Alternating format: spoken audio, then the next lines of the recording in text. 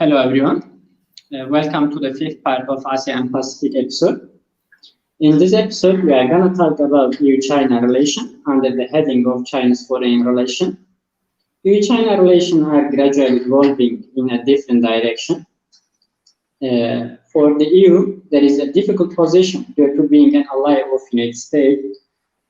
On the other hand, has a high volume of trade with China. With the competition between the USA and China getting more and more difficult, the EU will eventually have to make a choice. We saw some signs of this difficult choice, especially after the G7 summit as well. There is no consensus between the European countries on make a sanction on China. On the other hand, especially France and Britain send their warships to the East Asia and Pacific region in order to contain China. Today, we are going to discuss the details of all these developments related to EU-China relations with my guest, Cristina Font, who follows Europe and China relations closely. Cristina is a political analyst based in Madrid. She is currently at the Spanish Diplomatic School, where she is researching about the European Union. She is also commonly heard on the Laisse Radio, where she was a weekly show discussing about global events.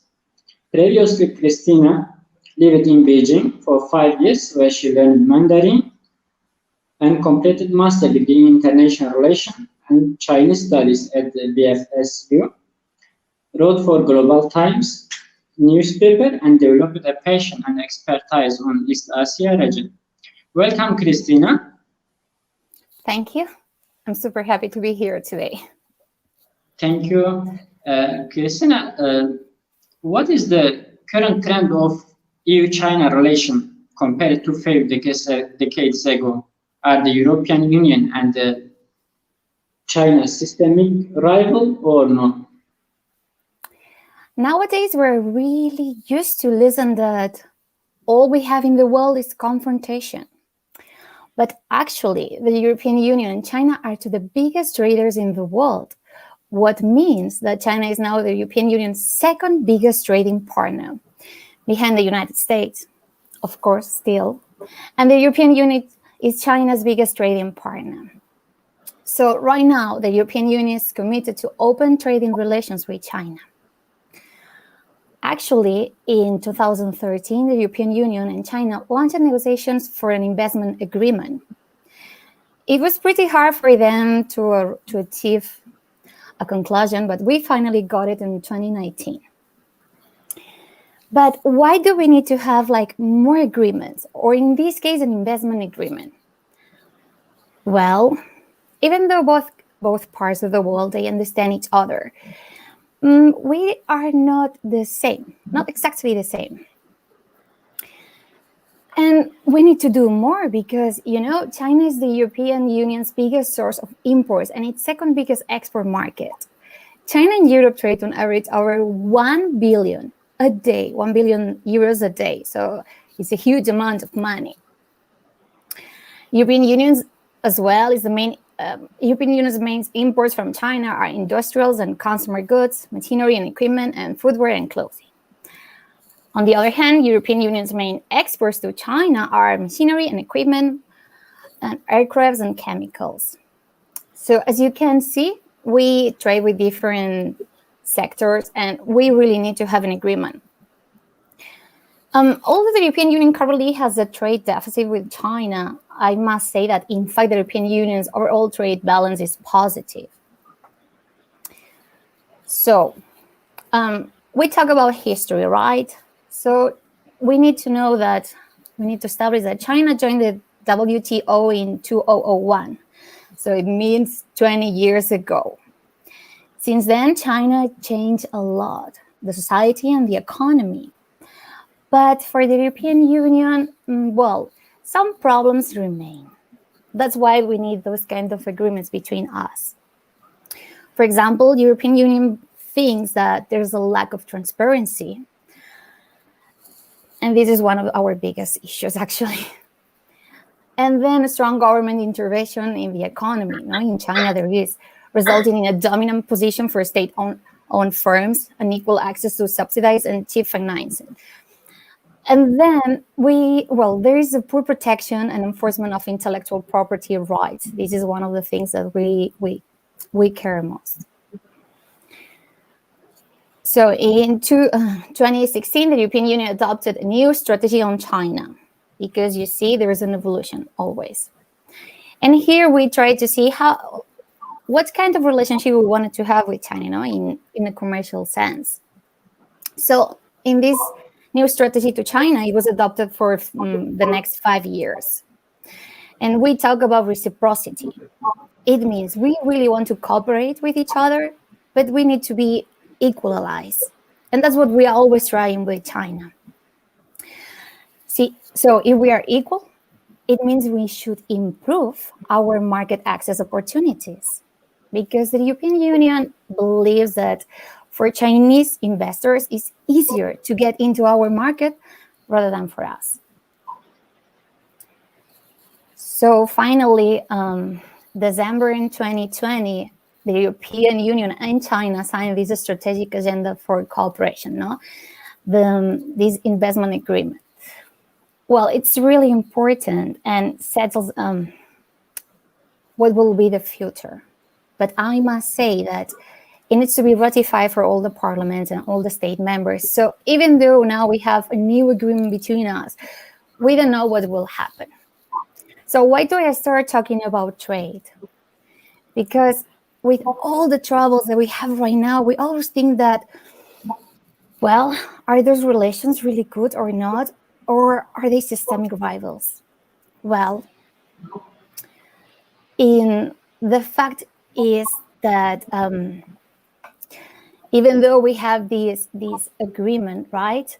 In 2019, we start talking about, well, there are some differences that make us kind of rivals in some directions, but in other directions we can cooperate. This is because we have the feeling here that China is more and more certain that its model of socialism with Chinese characteristics, well, or more in the present digital age that also called techno-socialism, is superior to that of West and wants to export it to the rest of the world. So that's why we feel like here in the European Council of the European Union agreed in 2019 that China was a strategic partner, obviously, an economic competitor, but also a systemic rival. When we call it rival is because we have different political approaches, different governments. But on the other hand, we can be a strategic partner, such as in all the environmental issues, climate change. And it's an economic competitor, what means that we don't see each other as enemies, but more in a win-win position, as China likes to say. I must say as well that this confrontation, this new situation that we live right now, doesn't like here. Why do I say that? Well, we need to think how the European Union was created. It was born after the Second World War. What it means that for us, cooperation, integration are really important issues. We really value to have a good relationship with our neighbors and to try to work together. That's why when we are talking about rivals, this doesn't feel comfortable. What Donald Trump did as well, it doesn't feel comfortable here. And it puts us in a really weird position, I must say. So at that moment, when economy is really important, the European Union has 4 different, options. Let's say options. So right now we have this 4th industrial revolution that is completely digital. Well, we need to know here from Europe that what is the real situation? What is the real deal? Well, we are a little bit like behind, even though now with the next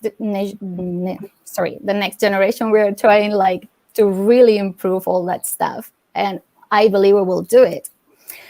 Even though, what is the situation right now? Well, we have 4 options. As I said, the first one is we go with the US completely, we trust them, and we have this digital connection.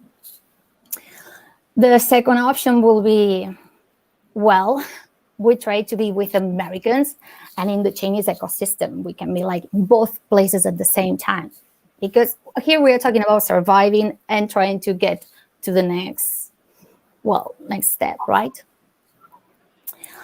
The other option is, because we know that we have a trade war between these 2 countries, it would be, well, let's be ourselves.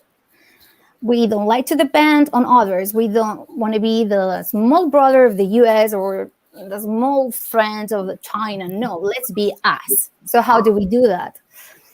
Well, here we have this kind of word that we talk about, strategic autonomy or even sovereignty.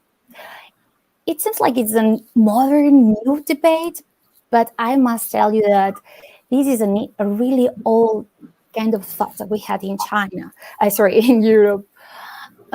Even though nowadays, because of all the things that are happening, we talk again about that. So that would be our third option. Our fourth option would be multilateral governance, right? For this 4th industrial revolution with international rules and standards. Let's say it. What do we want? We want the 4th option, because European Union, it's integration, it's multilateral government, it's to work all together. But what is happening right now? Right now, we are already with America, right? And more or less, we try to have contacts with both sides of the world, even though that doesn't really like both parts, right? The third one will be amazing, but it's not realistic, because to be autonomous means a lot of effort, and we need years for that, besides money, obviously. And the fourth one, well, it is realistic and it's hard to do it, but I think we can do it too. So these 4 options are not incompatible. As I said, the European Union is trying to pursue the four of them at the same time. So when we talk about the relations about the European Union and China, and we're super worried about, well, are they or not these systemic rivals? Well, as we can see, we can really cooperate between us, even though we don't have the same core values and we are pretty different. We have some areas that we really share, as climate change, as I said before. But on the other hand, if we really want to move forward all together and have a better, greater, wider market and more access to the market, then certainly we need to go for the fourth option, as in multilateral. And as we know, the last years, Xi Jinping, the president of China, and China itself, they are always presenting themselves as this defender of multilateralism. So I would like to say that this is possible. So even though we are rivals, in some point we're going to be, if we want, both parts want, we will be able to really collaborate all together. Cristina, will the EU countries, as a strong allies of the United States, will be able to take a single stance against China, taking consider together with the European countries like France, send warship to the Pacific? What kind of implication will be on the Sino-Europian relation?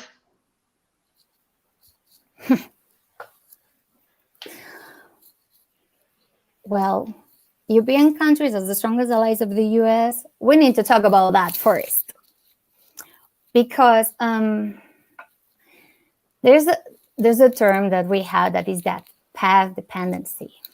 It means, well, it describes how actions taken yesterday would limit the choices available tomorrow or today.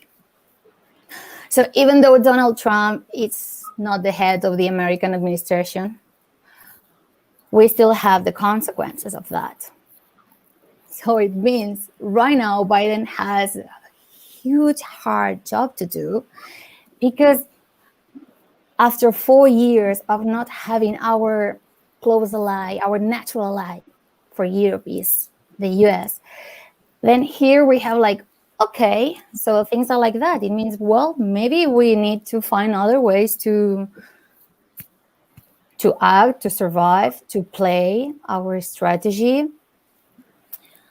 So even though, Donald Trump said, well, America is first, and now we have that Americans back from Biden, well, we will see how it goes. It will take time to do that.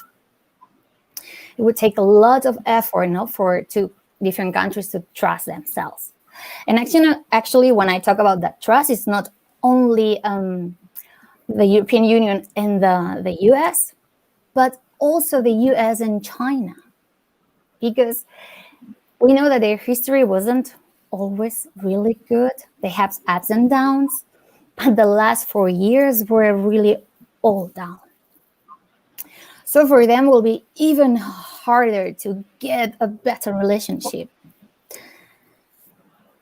That's why I'm saying that Biden administration faces that issue while trying to restore the trust with all the traditional allies and not allies. Wait.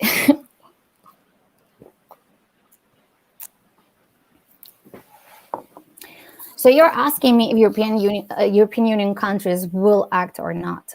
Firstly, we need to understand why those two countries, the US and China, are against each other. Well, let's see it from the American version, right? America likes to be like the architect and the policeman of the world. And it means that they have their own model of doing stuff, their political, their social, their economic model, and then they try to put that model everywhere. And it doesn't matter if they do it with a war or with another instrument, but they will try to do it. What happens here? They couldn't do it with China. And now they see that as a problem, because they like to be on the top of the world, and now they see that maybe not for long they will continue being on the top of the world. Those are not real options. Those are not real reasons for fighting. So the US tries to say that, well, we couldn't change China. Well, wait a little bit, because the last 20 years and more, China changed it a lot. Actually, right now, for example, as an example, only one, Beijing is today the largest contributor to the UN peacekeeping missions among the 5 permanent members of the Security Council. Even though we're talking always about this enemy, it results that Beijing really helps the world, as an example. So here people would say that maybe the US has problems with China, not because it's China, but because it represents a problem to them, like they will lose this position, right? So it doesn't matter how much China will change if they become more democratic, human rights, etc. But the problem will continue there. This is like a realistic point of view. So that's why Donald Trump started all this situation that in 2021, we still have the consequences, even though he's not there, as I said.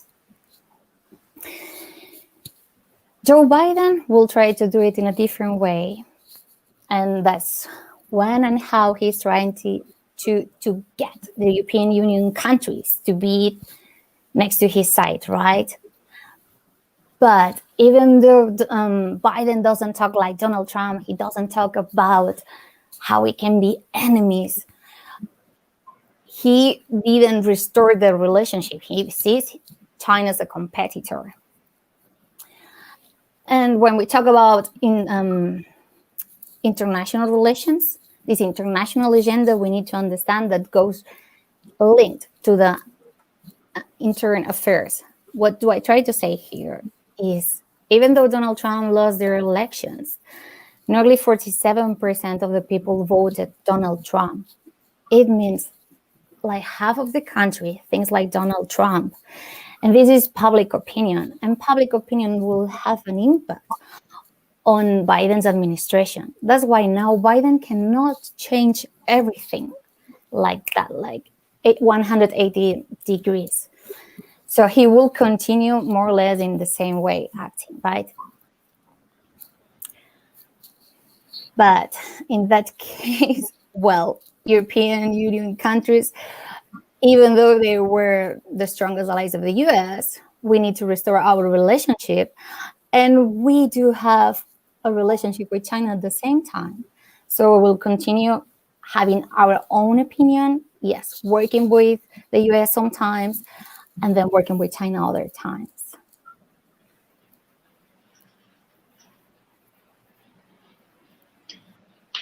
When we come to the G7 summit, Cristina, has there been any change in Europe's view to the China, especially after the G7 summit?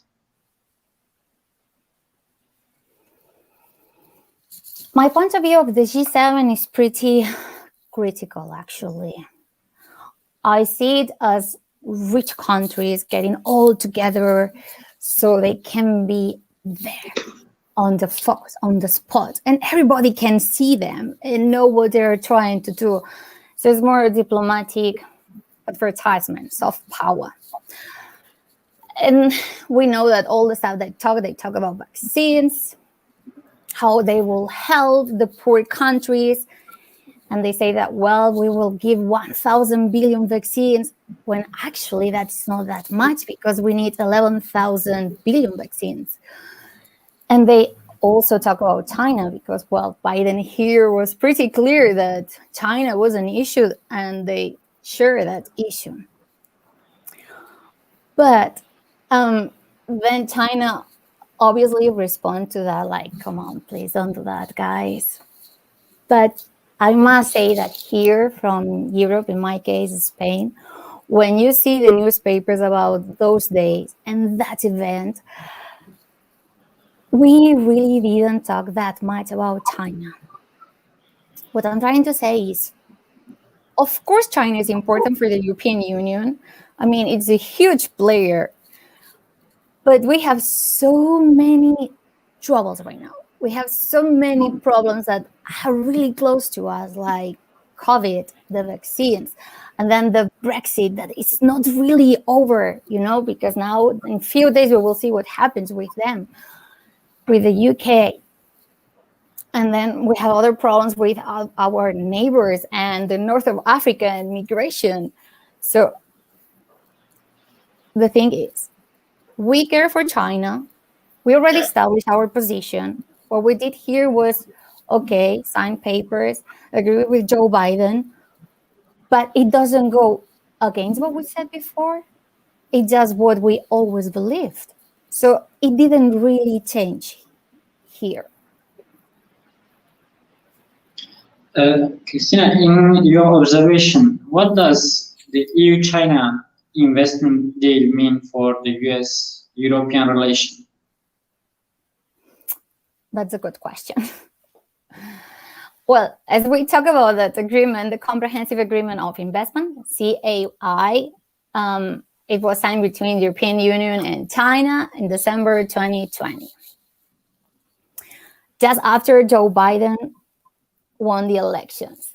So for some people, that was a really, really, really bad decision, because they think that with Joe Biden, we could have a better bargaining position, and we would be stronger, because the US and the European Union, we share some core values and some objectives.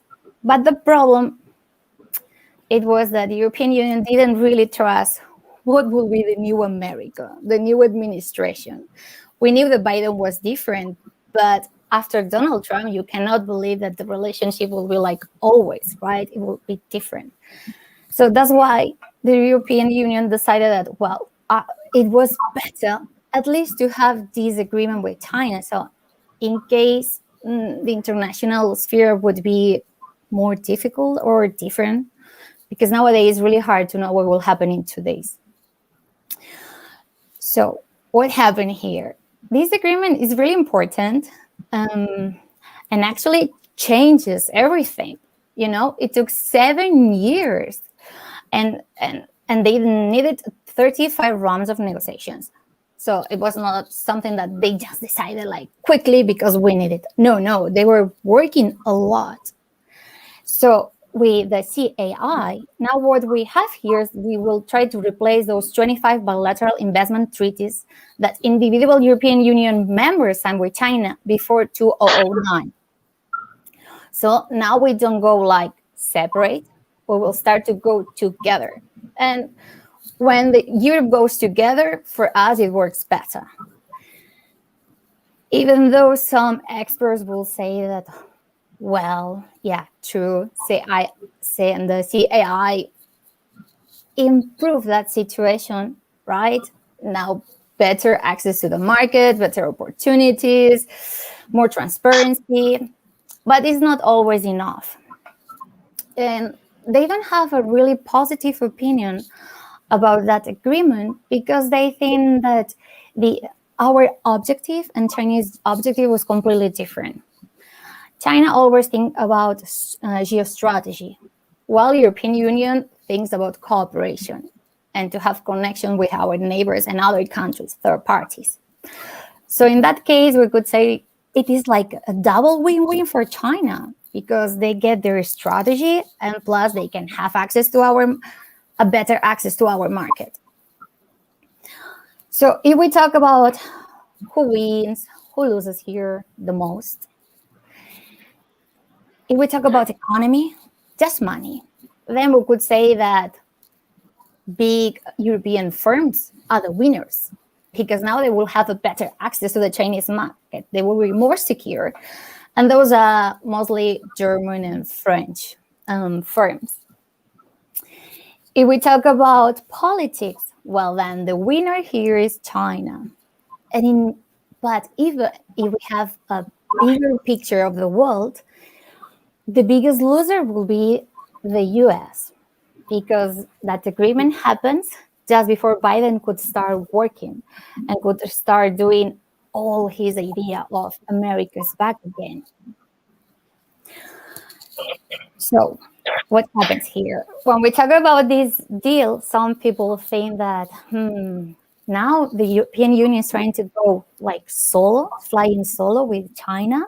And as we saw with Donald Trump, that didn't work. You cannot go solo with China. We need to cooperate, to go together because then we have more strength. So if we could have wait for the US, then we could have that strength, right? Well, as I said at the beginning, the European Union needs to trust again the US. So while the US and China are trying to decide how they will act with each other, what kind of relationship they will have, European Union needs to have their own relationship too. Cristina, when we came to the US-China competition, what exactly is Europe's position in the US-China rivalry?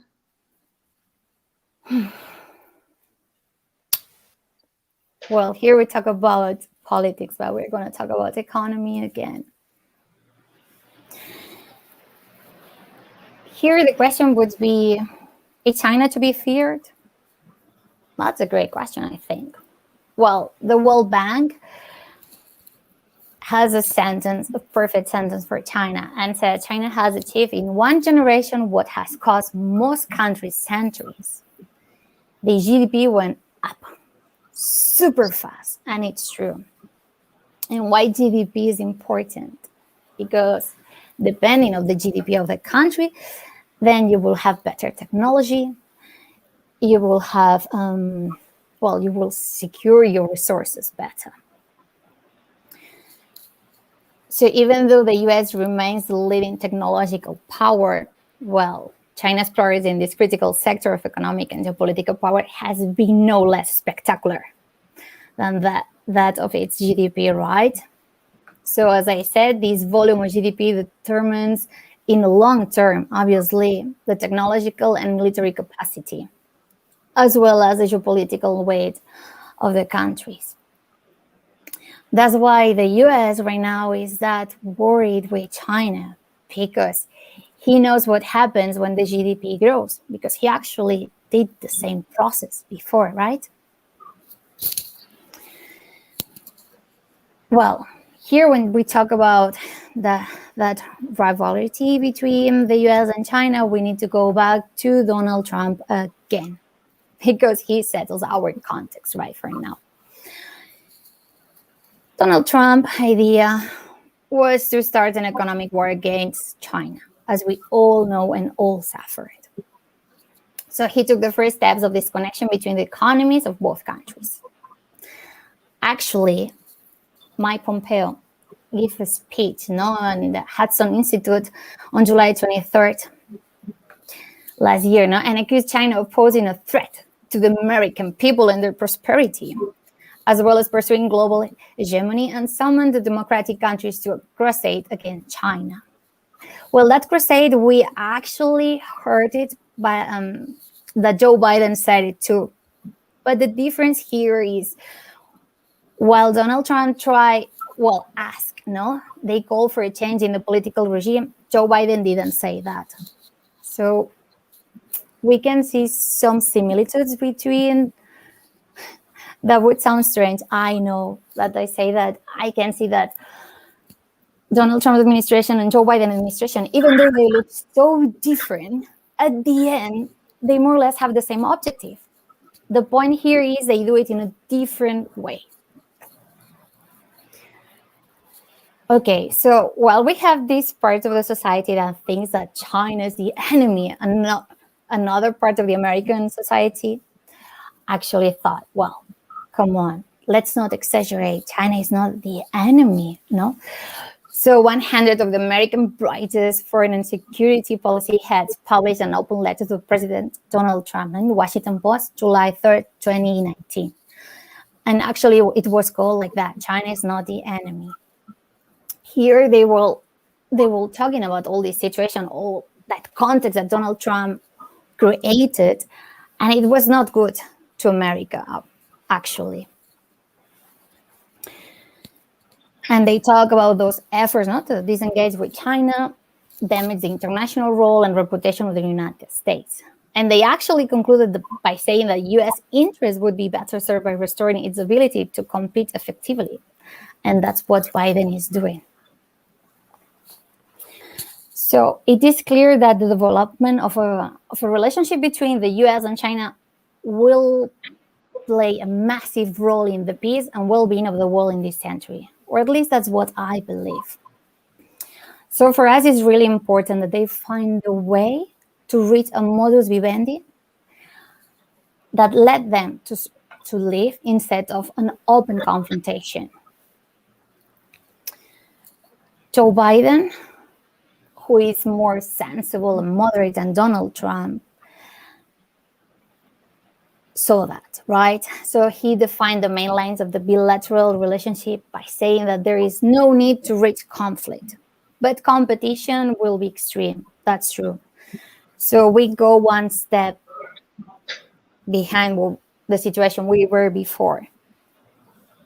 So they will cooperate on issues of common interest, and the United States will defend human rights. That's always there. What are those kind of issues that we can collaborate? Well, the cooperation can be given with climate change, because all of us, we have the same objective, right? For example, the European Union want to be neutral in 2050. China said they will be in 2060. And actually right now, China is developing some amazing programs there, but nationals, like green cities. And I do believe that those programs are amazing. So if they cooperate, they can really do it. So, and the competition obviously will be economic, no? On the other hand. I'm talking that much, so sometimes I forget the question. Okay, let me jump to next question about the China's business in Western Europe and Balkan countries. How China challenges the EU in the Western Balkans and Eastern Europe countries. China's Europe policy poses a challenge to the EU cohesion. Yeah, the European Union is not happy about that. Okay, that statement was really simple, but it's pretty real.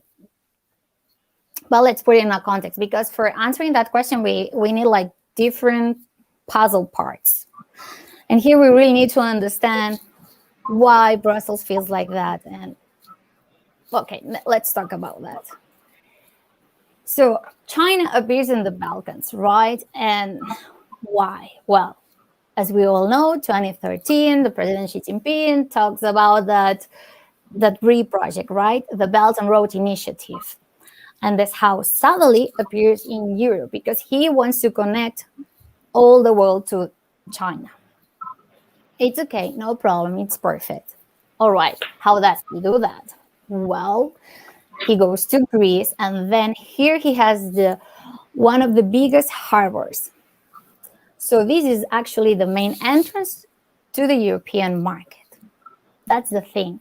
He started to have some investment in the Balkans, so China can actually get access to the market, because, you know, to have access to the market means that you need to import, export all the products. So if you don't have the infrastructures to do it, you cannot do that on time. That's one thing. The other thing is, what are those countries? Because we know that in the context of the BRI, we have that 17+1 summit, right? And this is 12 European member states plus 5 Balkan states. Those 5 Balkan states are Albania, Bosnia and Herzegovina, Macedonia, Montenegro, and Serbia. Those states for Europe are really important, because right now they are not European Union members, not yet, but they will be. And actually, the European Union feels like we will not be a whole until they are not part of the club. They need to be with us. So for joining the European Union, it's a real complex process. Once an applicant country meets the conditions for membership, it must implement European Union rules and regulations in all areas. And actually, the conditions are known as the Copenhagen criteria. What are those conditions? This is really important. It's the free market economy, stable democracy, rule of law, and the acceptance of all European Union legislation, including of the euro, our currency. So this is one thing. So right now, we have all those countries or candidate countries or potential candidates. So ones are really close to be part of the European Union, and the others are more far away, but they will be too. And those 5 Balkan countries are joining members of the European Union. So remember what I said about the Copenhagen criteria. So the problem here is not China is in those countries. It's the effect of China being on those countries. Why? Because it has 3 different effects. First, we could say that they are using that diplomacy of the debt.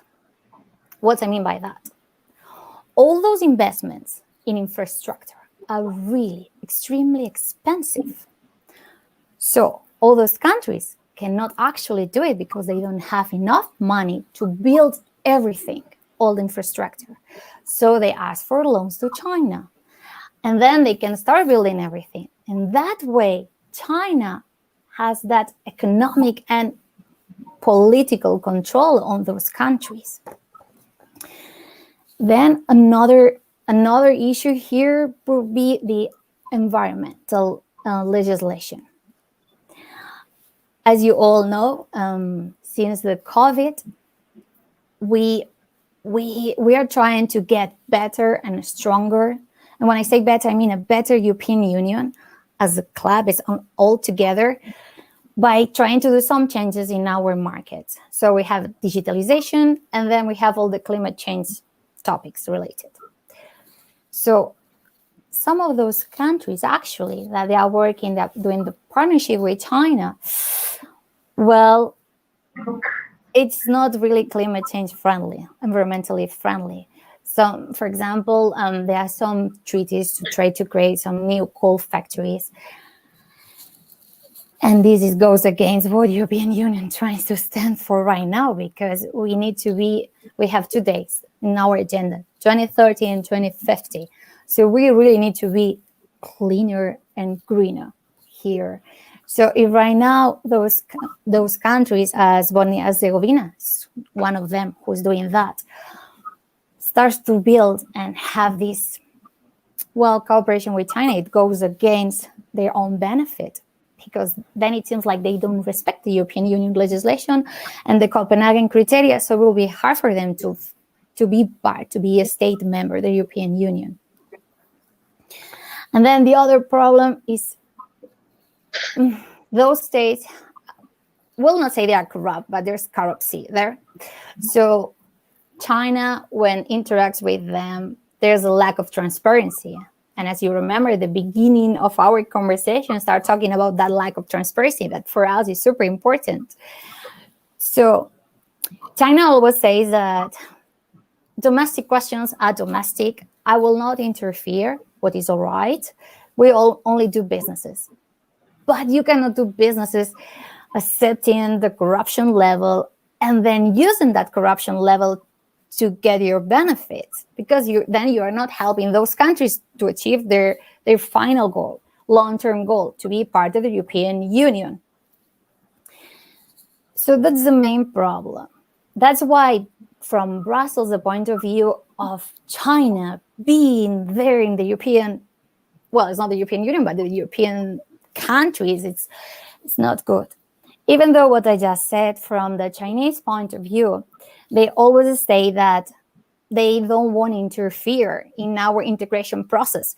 They actually want to help us because they like that. They always talk about multilateralism, and they talk about the integration and cohesion of the European Union, because for them it means a bigger market with the same standards, the same laws, regulations. So it's easier for them to work with us, right? To be part of the market. But even though they do that, the result is it's negative. Here I must say too that it's not China's fault. Nobody's telling those countries to take those decisions. They're completely free. They can do it. But here, instead of looking at the short-term objective of benefit, they all look to the long term. So if China really wants to cooperate with us and to be an ally, needs to understand what we need and what are our core values. Because we are always talking about democracy. The latest news about European Union, for example, are always about the rule of law, right? That we have so many troubles with some of the state members right now, and we try to find a solution for them. So I believe that if Brussels could see that kind of change in from the Chinese behavior, then will be not that systemic rival and could be more an ally. Okay, little bit make distance from Europe and come to the Indo-Pacific region. What the EU's position in the US Indo-Pacific strategy? What's your observation, Cristina? So the Indo-Pacific region spans from the east coast of Africa to Pacific Island states. No. And right now, when we talk about that region, we always focus our attention on socioeconomic recovery from the COVID-19 pandemic. And that geostrategically speaking, there's a lot of uncertainty. So we can say in a positive way that finally on the 19th of April, the European Union adopted its long-awaited strategy for the Indo-Pacific, formally, and it's called the European Union strategy for cooperation in the Indo-Pacific. If we look a little bit to the document, we will see, well, we'll find out 10 important factors. Firstly, that we always talk about working with partners. As I tried to explain before, for the European Union, dialogue, talking, cooperation is really important to us because it's the reason why we were created, why the European Union was born. So here in that case, we don't only talk about cooperating with third countries, no, that are for mutual benefit, obviously, but even with others that they are not our natural allies. So it means to work with everyone. Here is, well, as many as possible, right? Then, secondly, obviously, China is on the document. China is always there. For us, of course, it is important too. And we do believe that, well, maybe China is part of the problem, but it can also be part of the solution, right? That's why we have that comprehensive investment agreement, this CAI, and actually here in this document, they mention it again, because what means that it's a really big deal for us, and it's a good first step that for moving forward in our relationship as European Union as a whole with China. So what is our objective with this point is to get more inclusive and balanced approach, right? To be more equal. Then, as usual, here the European Union doesn't point fingers. As you know, the European Union is quite diplomatic. They always try to have this approach that doesn't make other countries angry. Of course, sometimes we do apply sanctions, obviously, because it's one of our tools, instruments, but we always try to be diplomatic and considerate. So, and this is good. Why? Well, because if you point a finger, you say the problem is here or there, and because of you and because the other third party, then you're having a really short-term strategy. You're not looking for it into the future.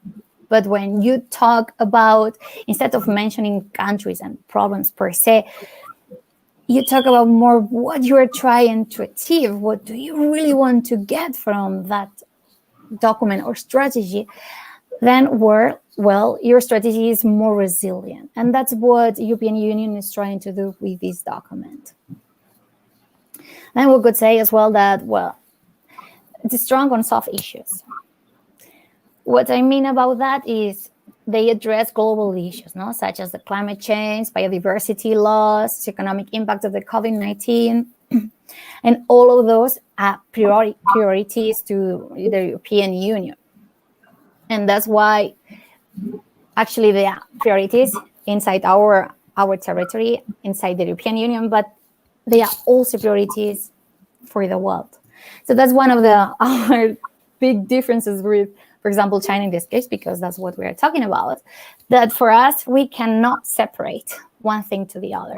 What I mean by that is what we are between us, we do it with the others. What we think is the best for us, we think it is for the others, and we try to share it. So we always share our values and point of view.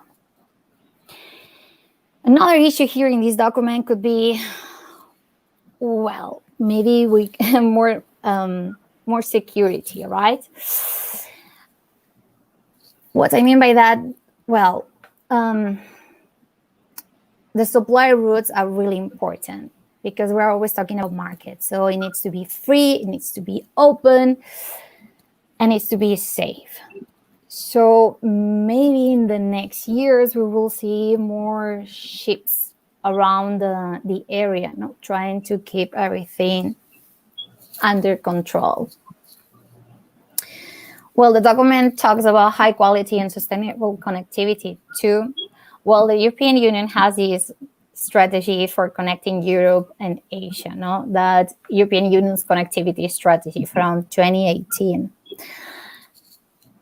This kind of strategy, well, tries to balance the Chinese strategy.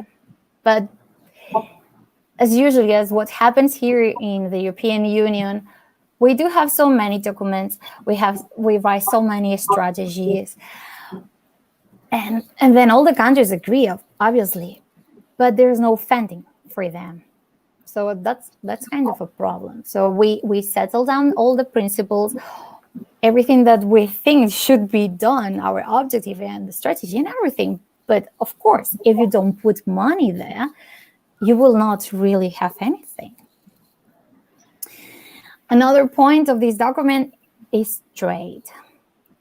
Now Europe is becoming like more ambitious, right? And defend their economic interests. Here, the European Union wants to have more free trade agreements with all the countries of the region. So in that way, it can balance a little bit the trade commerce, because you don't depend of only one country. You can have more than one country. So if you have a diversification of the supply chains, well, in that case, it would be more resilient, the European economy. And nowadays, with everything that happened, it seems pretty necessary. Transnational security, I must say, is at heart too, and it addresses transnational security challenges. Is actually a part of the European Union's genes, no? And we try to see it as a cooperative security. We try to see ourselves now as a cooperative security actor. As that goes with what I said before, right? That what do we defend here? What's that cooperation, no? In security? Well, so it's promotion of digital governance, data protection, cooperation in cyberspace, are part of our strategy. And we have two more actually, and the one that I just said goes with the next one, because when we talk about security, the European Union also wants to promote their core values, and that's part of the strategy, right? And it's the promotion of democracy, the rule of law, human rights, international law. No, those are really important things for us, and we think it gives us stability for our local societies, but in global governance. And actually, if China wants that multilateralism, even though it has Chinese characteristics and has our own point of view, we could actually understand each other. And finally, this document is really important because, as you could see, for us, it's not really easy to achieve like a conclusion, one thought. Because we could say that the European Union has 27 different souls with their own national interests, and we're talking about international agenda here. So usually our state members are really jealous of that, and they don't want to give it to the European Union. And besides to having 27 different souls with 27 different objectives, we have 3 different heads, right? Because we have the parliament, we have the commission, we have the high representative.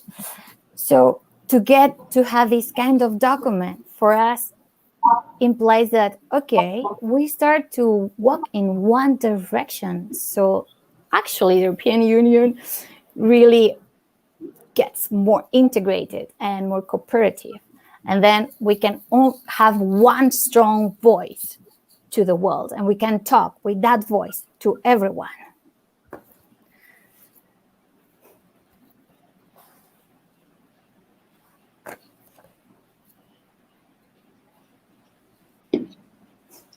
Okay, Cristina, thank you very much for this great information about your observation on EU-China relation. EU-China relation gradually increased in terms of international politics and regional or global issues is significant position. Recently, European country increased its relationship with the East Asian and Pacific region, such as France sent its warships, and Germany has different perspective, and UK also sent another warship to the region. And these days we can say EU-China relations really evolving in different positive projection. We don't know tomorrow what will happen. Cristina, thank you very much again for your information, and thank you for dear friends watch this program. Please don't forget to subscribe the channel for more programs and live programs from Asia and Pacific, about Asia and Pacific. Thank you very much. See you in next program.